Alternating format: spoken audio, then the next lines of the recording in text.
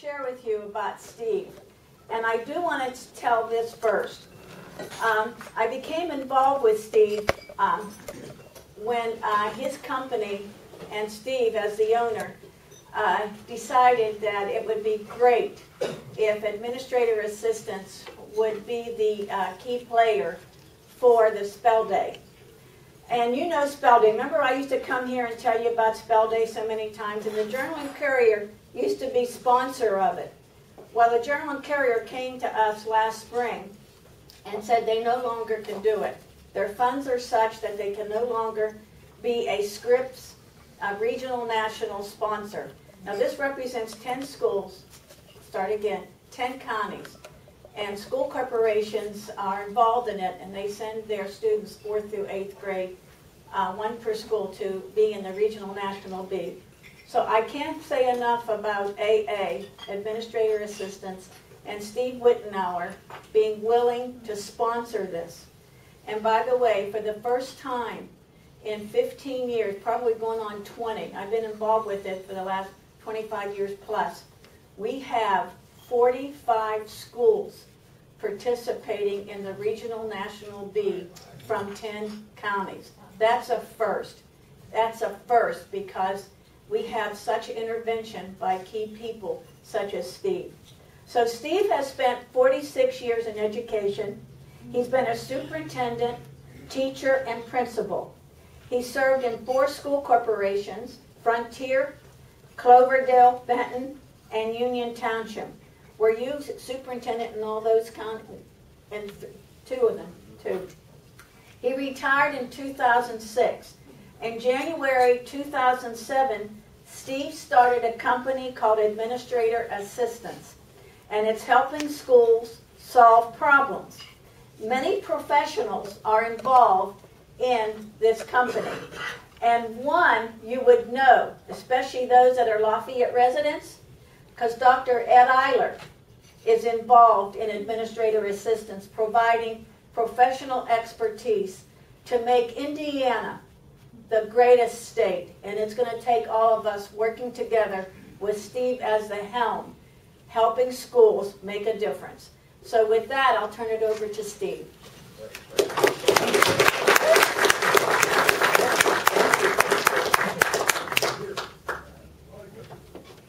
I don't think I'll need this. My wife has told me when I was a coach that she could hear every word that I said to the team during the game, whether there were 100 people there or 5,000 people there. She could hear every word. So I'm going to try to not use the microphone today to kind of take Could you leave it there on Taka? Could you leave it on the podium? Okay. A little bit. Yep. Just Taka's going to take care of that for me, I think. Yep. There you go. As I looked around the room this morning when I came in, I saw a couple people that I knew. Mr. Tom Robertson sitting back there, who was up earlier, and Mr. Rife. Might tell you about Mr. Rife. I've hired his son Dave in 3 different school corporations over my career as a superintendent or principal. And just like his dad, Dave is top drawer, top notch. I was always very grateful and very blessed to be able to have people like Dave Rife be a part of my team. So if you wanted some scoop on me, you can certainly talk to Tom or Mr. Rife, and they can probably give you some background that you might not want to know. When I looked at the dollars that were going around this morning, and they were happy dollars, I'm thinking, well, what I have to say today may not be worth $1, but I hope that it is. So, as Joanne had kind of mentioned to you, we've started this Spell Bowl that we've had for 25 years. And as an offshoot from Spell Bowl, we've started something else that we hope that maybe you might be able to help us with if you felt this was an interest of yours. And that is Adult Learners Incorporated. Adult Learners Incorporated is an organization that we have just formed. This is really our first year to help students who didn't know what they wanted to do when they graduated from high school, but now have found out over the last few years that flipping burgers at McDonald's doesn't always get all the bills paid.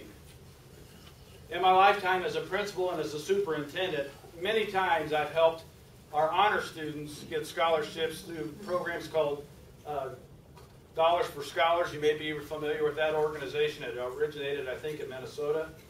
And so a lot of times we were always working very hard to get those young people scholarships so they could go on and go to a higher level of institution of learning. And then as time has gone by, I have also seen the tragedy of those who didn't know what they wanted to do when they graduated from high school fail. Fail not because they weren't smart enough to do something, but fail because they just didn't have the wherewithal and maybe the means to be able to do something after they've been out of school for a few years. So Adult Learners Incorporated is an organization that is going to be looking at how we can raise money to provide scholarships for these students, now adults. We have no limit on the age limit. This isn't like 18, 19, 20-year-olds who just graduated from high school. This might be somebody who is 38 years old and has found out they just don't have the skills that they might need. Something else that we think is unique about this organization is we're not looking at providing scholarships just to go to higher level of education. We are looking at providing scholarships for people who need the money to maybe have daycare so they actually can go to Ivy Tech and take a class. It might be money that we'll use to provide a uniform for someone who has to go into nursing class but doesn't have the money to provide themselves an outfit. Or for boots to do construction.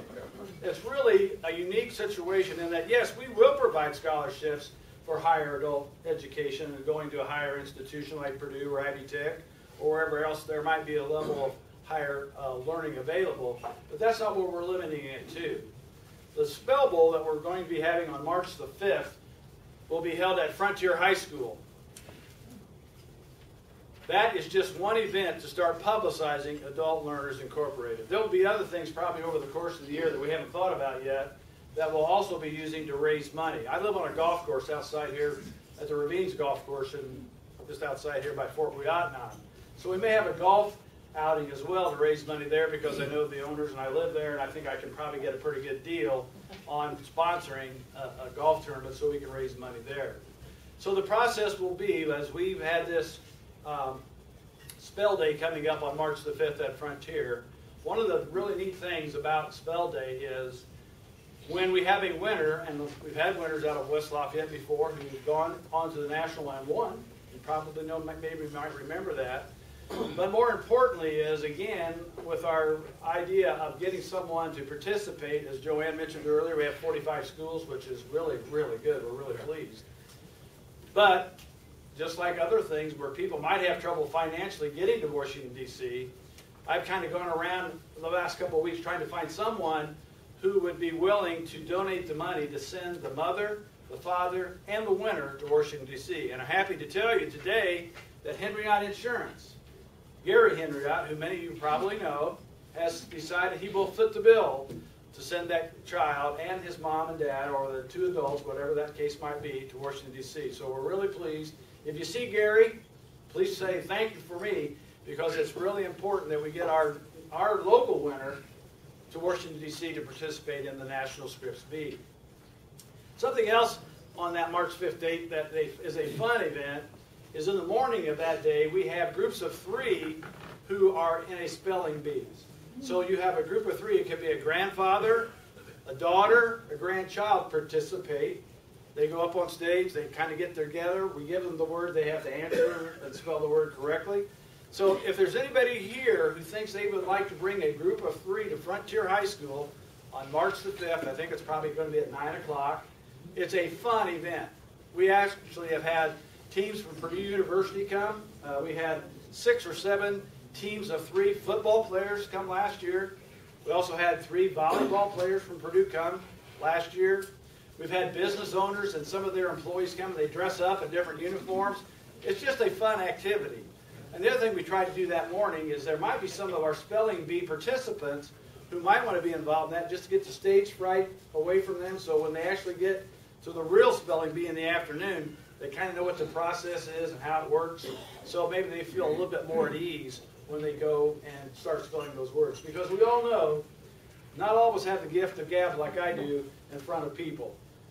It's kind of nerve-wracking to get up and be on the spot trying to spell a word that you know 100 times out of 100 you could probably spell it until you got up there and you see those people out in the audience and you kind of get stage fright and a word like cat comes out CTA or something like that. So we like to be able to have those kids that are grades 4 through 8 participate somewhat in the morning. So if you have someone in your life, could be a child, a grandchild, a niece, or a nephew, who you know will be participating in the afternoon event, why not grandma and grandpa, or why not mom and dad, or why not a friend and 2 other people come to that little thing in the morning and kind of get that out of the way so they don't have to feel too nervous when they have to get there in the afternoon. It costs $15 per team to participate. And that money, too, can be used, obviously, for our scholarships. So the bottom line here is today, I feel privileged that I've had the opportunity to come and speak to you a little bit about this. And I have some information here that talks about sponsorship. Because I've been involved in Dollars for Scholars for a long time and I'm raising a lot of money for local schools that I'm a superintendent or principal of, I kind of have an idea of what needs to happen as far as sponsorships go. And what we try to do is make it worth your while, that you just don't give us the money and you get no recognition or whatever the case might be. So we have different levels of advertising or sponsoring. We have a $250, which gets you all our publicity, which we have lots of them, just like I'm talking to this group today. I'm talking to Altrusa next week. I'm going to White County and speak to their Rotary Club also next week. So I'm going to be around in the 10-county area talking, so you do get some publicity from that standpoint for the $250. For $500, you get all the publicity, and then you get to be on the scholarship interviewing committee. One of the things that I found as a superintendent when we had the Dollars for Scholars and we raised money for scholarships, it was important for me to get to know who that individual was. So on our Dollars for Scholarship trustees, we had 5 or 6 people who would sit down and have those kids come in and interview before us, so we got to know them a little bit, as opposed to just an application on a paper. You can't tell very much from anybody from an application on a piece of paper.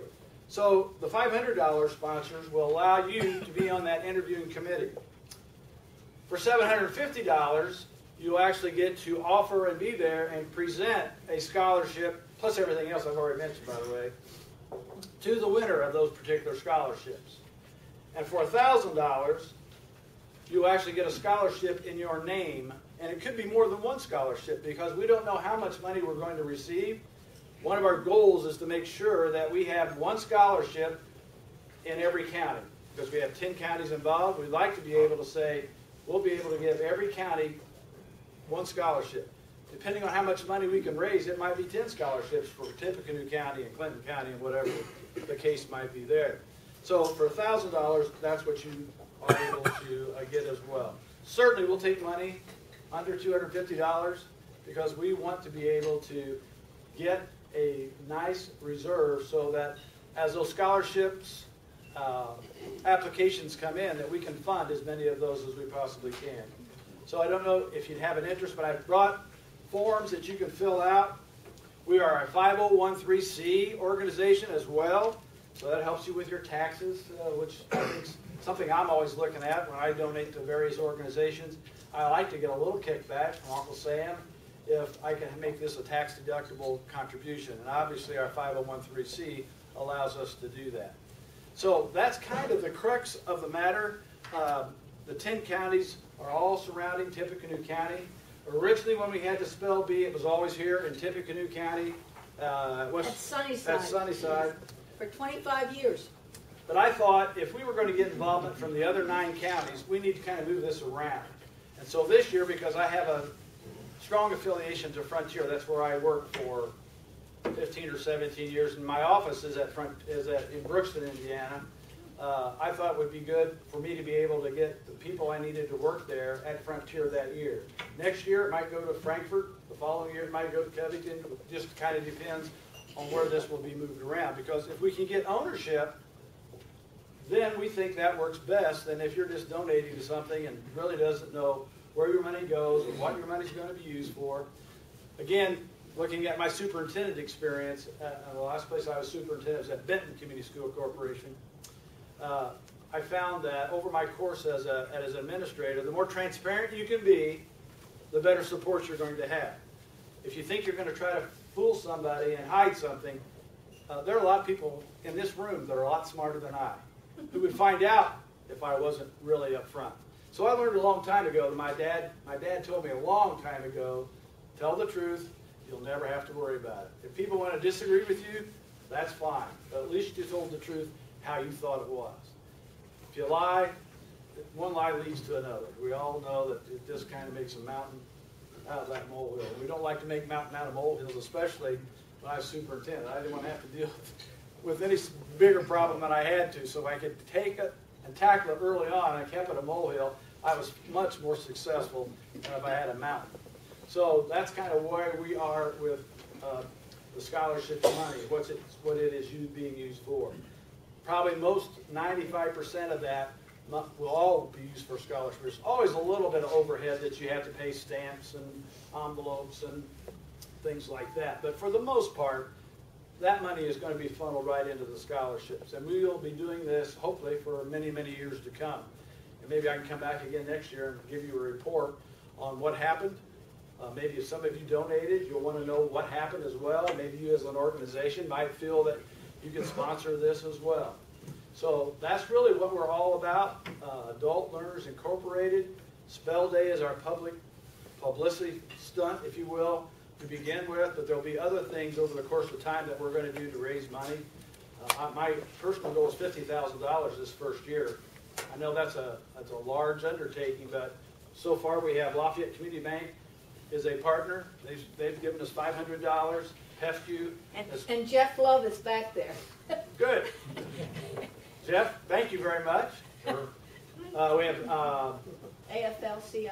AFL-CIO. Oh, there are others I probably haven't remembered. But the bottom line, $50,000 seems like a lot, but I know from Dollars for Scholars, when people want to help children, they're very willing to open their pocketbook up to help out, as long as we're transparent, as long as you know where the money's going to go. And then what I always like to do from the Dollars for Scholars standpoint was, after that scholarship has been given and it's been used, I like to have those people come back and tell me, how did you use that money? How did it benefit you? It might be, as in our Dollars for Scholars organization, we would give you another scholarship the next year. So Dollars for Scholars was primarily for college. So that first year we might pay for your books. The next year we might pay for your tuition. It kind of depends on how well you're doing. But the important thing, I think, for us to all remember is, when we've given you that money, person, we want you to use it. And we're going to follow up. We're not just going to give you the money. In fact, I should make this statement. We're not going to give the money to the individual. We're going to give the money to, if it's daycare, we're going to write the check to the daycare. If it's for nursing outfit, we're going to go and help that person get it and write the check there. So it's not going to be any money just be given to Steve Wittenauer because he got the scholarship awarded for him. Again, my white hair does say that I've been at this for a while. I've learned from my experiences, and I think from those experiences that I've learned from, we're able to do this very well, very transparent, following up to make sure that the money was used properly, and to encourage that individual again. I have a son who lives in Avon, Indiana, and he's a PR person for a large company there, and he's telling me, Dad, we cannot find enough people to work. The workforce isn't very good out there. So what I'm saying to Mark, my son, is I'm kind of glad to hear that, from the respect that our program, Adult Learners Incorporated, is trying to get back into the workforce in a more meaningful way. Kids who have kind of fallen aside and didn't know what they wanted to do, but as I've already mentioned, now have an idea that what they want to do. So if I can help build that workforce, and Lafayette's no different than Avon. I've talked to business people here too that have to turn over, or they just can't get enough workers. Lafayette's been very successful and very lucky, I think, during the recession to not have a huge downward turn like some folks have had. You can see all the building that's going on in our community. They're still kind of looking for people to actually work. So if we can provide these kids, maybe not just kids, 40-year-old people, 50-year-old people, whatever it might be, the opportunity to improve their skills, to get a job, to help our community, they're all then being a meaningful member of society. They're paying their taxes like we are. It's helping our whole community, and we have everybody involved. That's basically what Adult Learners Incorporated is. And as I mentioned earlier, I'm going to leave some forms here. And I also have some propaganda for administrator assistants. Administrator assistants, I didn't want to talk just briefly about this. This is a company that was formed because we who retired still want to have an involvement with children. So Administrator Assistance is an organization that helps schools solve problems. And if you read the paper, you can see that there are all kinds of problems that schools have to deal with. And the nice thing about our company has been people like Ed Eiler and Bob Foreman, who you probably know Bob as well. We've worked for Dr. Killian here many times, helping them out with various things. We can work a lot less than someone else because if we've been very smart at all about our finances, we've retired for a reason. We retired because we've done what we thought we wanted to do. We probably have the funds to keep us going for many years to come. So when our organization was formed, it was with the idea of retirees coming and working, I'm going to say with us, not so much for us, because Ed Eiler, I've never had Ed Eiler work for me. Ed would be working with me.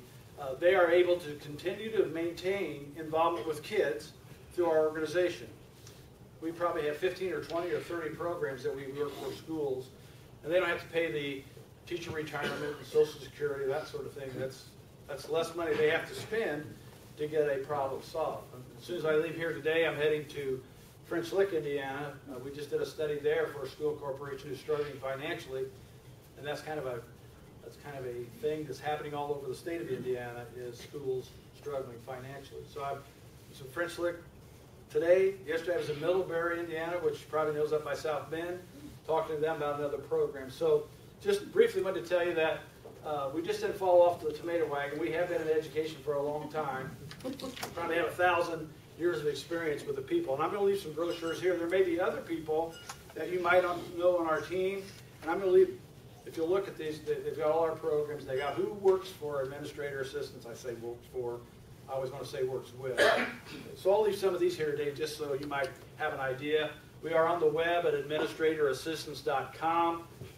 If you have nothing else to do and you want to find out what this white-haired guy is associated with, it lists all our programs, all our people, all the school corporations that we've worked with in the last 9 years, starting our 10th year.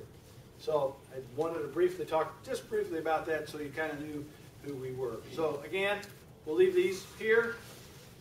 I gave you the levels of participation, but if you can't afford that, that's fine. Anything that you want to donate to the group, Adult Learners Incorporated, we'd be glad to have. And then the spelling bee is on March the 5th. It would be really nice if you had the time to come to Frontier that day, weather permitting, to attend the spelling bee. It is a fun thing in the morning. It's a lot of fun, a lot of laughter in the morning. A little more serious in the afternoon when those 4th and 5th and 6th and 7th graders get up there to participate. But an audience is always nice to have for an event such as that. And we have nice gifts that we give all the participants. We even give participants in the morning some sort of a gift just for being there. And the Purdue football players were great. They were funny. We had, what, 6 teams from Purdue football. They were just hilarious. They were great, and they never even studied the words, and they were hard. I couldn't even spell some of those words. Well, I'm not that great of a speller anyway. But anyway, they were unbelievable. Unbelievable. So if you have time on the 5th and like to come, it's free, obviously, to get into. We serve a lunch that does cost maybe $5, but Frontier is going to serve those lunches for us as well. So taking enough of your time, I would be willing to answer any questions that you might have. I'd like to give one example. Like I said to you, I'm the Adult Education Ambassador, and hopefully I can come back and talk about the free career pathways that the state of Indiana is offering. But anyway, MCL has an employee that I helped get her GED. All right, after she got her GED, which is now called the Test of Adult Basic, which is called a Test of Adult Secondary Credit. They changed it. There's no more GED in the state of Indiana. But anyway, this is typical. Once students get their so-called GED, that they're done. They figured they got that benchmark, they don't need to go on. So I worked with her and went to the manager of MCL, and I told them I've been a Kiwanian, I've come all the time, and what I did in my past life, and that I put my credentials on this person because I know she came religiously to study at my house. I did that. I worked with her mother to get that GED. Well, she's been working 2 years now at MCL, all right? But it's time to go on to a career. Well, what I'd like to do is to help her get a career, but if she becomes a CNA, she's going to need some other support in terms of the clothing or whatever she wants to do. She needs additional help, and also she's expecting a child, which means that she's going to need child care. Do you see where the Adult Learner Scholarship would really, if she applies for it and we choose her from Tippecanoe County, should be a prime candidate, because I know she has the work ethic. And Steve really hit it when he said there's not enough employees. There's not. And I'm hoping, is Audrey in charge of programming this year, Audrey? Yeah, she just stepped up. Okay, because my boss, Roger Feldhaus, who is the executive director of Region 4 for 12 counties, and does all this Work Indiana and Work One and all that, they know what they're going through and trying to get employees that have the work ethic. Do you know what I'm talking about? That aren't going to come for a month or two and then quit. And know what it is to work from 8 to 5. They don't get it. And so it's more than just having the academics. They have to have the work ethic. But Steve and his group know all about this, and that's why they've taken on this challenge of working with adult learners. And by the way, it's not a secret. In Benton Community School Corporation, was it 30% of their students as of last year, 30%, when they graduated in May, had no goals. They didn't have jobs. They weren't going on to higher education. Nothing. And so someone has to be supporting them, which I'm assuming are their grandparents or their parents are supporting them. So we just now sent a postcard to all those kids telling them that there's free career pathways and there's resources for them that they need to contact. And right now it's the Benton County Adult Education Program. They need to contact them so we can work through the system and get them into jobs. But again, if they start coming to adult ed or they start doing things in the community like the job, MCL's job, they're committed. They have an anchor, and we can work with them. If they're all over the board, we just got to let them grow up a little longer. So with that, I'll... If there's any other group that you're associated with that you would like for me to come speak to them about this program, I'd be more than willing to do so. My information is here, administratorassistance.com on the web. It's got all my contact information as well. We really want this to be successful, and you never know when you start a new venture whether it's going to be or not. Just like with my company, I have no way of knowing that Administrator Assistance was ever going to be successful, but because of the good Lord and providing people like Ed Eiler to come help me, we've been very successful. We've done a lot of good for schools. Dr. Killian, if you know him, you might ask him about, well, did WIP help you any? And I'm pretty sure Dr. Killian would say, yeah, he was very, very good to us, and we had good people come work here and help them out some trying time to time. So if there's somebody else that you might be associated with that you'd like for me to visit with, 15 minutes is really all I need to have. And I'm always available on the phone, so if you have somebody that wants to ask questions or you have more questions, feel free to contact me at any time. Again, I've got some information here that's got my information on it as well as the web. So, Doc, I think, unless anybody has any other questions, I really appreciate you allowing me to come today to speak about adult learning. Thank you, Steve. Thank you.